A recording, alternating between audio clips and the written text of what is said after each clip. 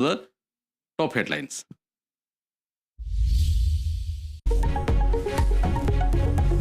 നിലമ്പൂരിൽ തൃണമൂൽ സ്ഥാനാർത്ഥിയായി PV അൻവർ നൽകിയ പത്രിക തള്ളി. പത്രികയിൽ ഒരാളുടെ ഒപ്പ് മാത്രമാണ് ഉണ്ടായിരുന്നത് എന്ന് വരണാധികാരി.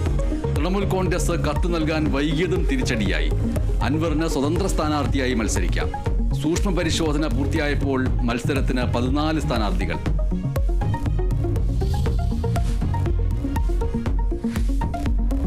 സിൽവർ ലൈന് ബദലായി ശ്രീധരൻ നിർദ്ദേശിച്ച പദ്ധതി പരിഗണനയിൽ എന്ന് കേന്ദ്രം. ശ്രീധരൻ ഡൽഹിയിലെത്തി കേന്ദ്ര റെയിൽവേ മന്ത്രിയെ കാണും. കൂടിക്കാഴ്ചയ്ക്ക് ശേഷം കേന്ദ്ര നിലപാട് കേരളത്തെ അറിയിക്കും. അങ്കമാലി ശബരി റെയിൽപാത യാഥാർത്ഥ്യമാക്കാൻ തീരുമാനം.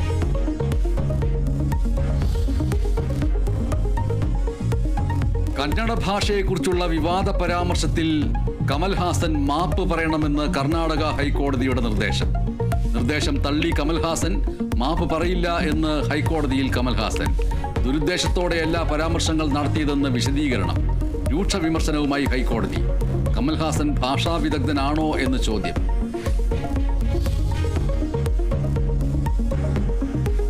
സംസ്ഥാനത്തെ അങ്കണവാടികളിലെ ഭക്ഷണ മെനു പരിഷ്കരിച്ച സർക്കാർ.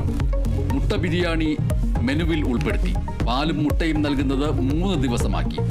ബിരിയാണി ഉൾപ്പെടുത്തിയത് 3 വയസ്സുകാരൻ ശംഖുവിന്റെ ആവശ്യം പരിഗണിച്ച്.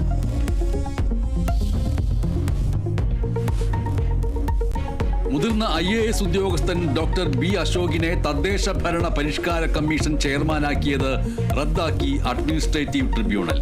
സർക്കാരിന്റെ നിയമന ഉത്തരവ് റദ്ദാക്കിയത് അശോക് തന്നെ നൽകിയ ഹർജിയിൽ.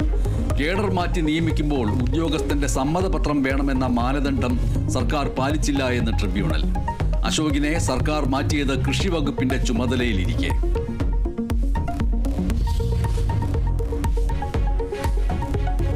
ഇന്നലെ നടന്ന സംസ്ഥാന സ്കൂൾ പ്രവേശനോത്സവത്തിൽ പോക്സോ കേസ് പ്രതി മുഖ്യാതിഥിയായതിൽ അടിയന്തര റിപ്പോർട്ട് തേടി വിദ്യാഭ്യാസ മന്ത്രി.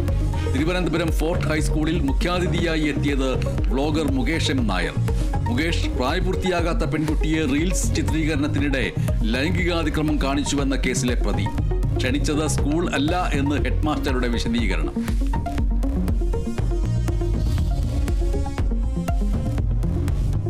ഇന്ത്യൻ പ്രീമിയർ ലീഗിൽ ഇന്ന് കലാശ പോരാട്ടം. 18ാം സീസണിലെ ചാമ്പ്യന്മാരെ ഇന്നറിയാം. റോയൽ ചലഞ്ചേഴ്സ് ബംഗളൂരുവും പഞ്ചാബ് കിങ്സും ഫൈനലിൽ ഏറ്റുമുട്ടും. മത്സരം രാത്രി 7:30 അഹമ്മദാബാദിൽ. ഇരു ടീമും ഇറങ്ങുന്നത് ആദ്യ കിരീടം ലക്ഷ്യമിട്ട്.